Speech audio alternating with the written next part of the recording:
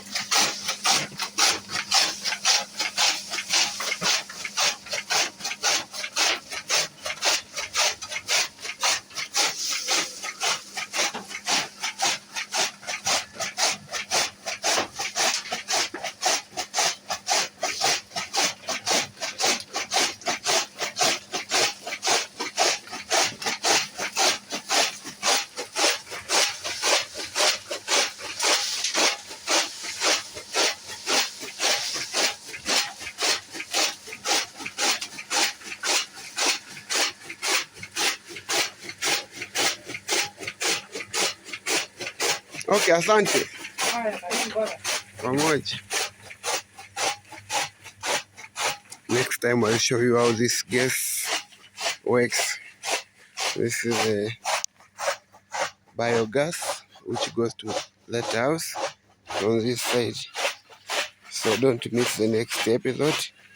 I'll be teaching you in case how to extract biogas from this plant. So stay tuned. There are a lot of things to learn about farming also. So thank you for your time, and don't forget to subscribe, to comment, and to like if you don't mind.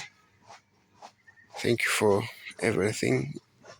You become one of the members of this family of YouTube.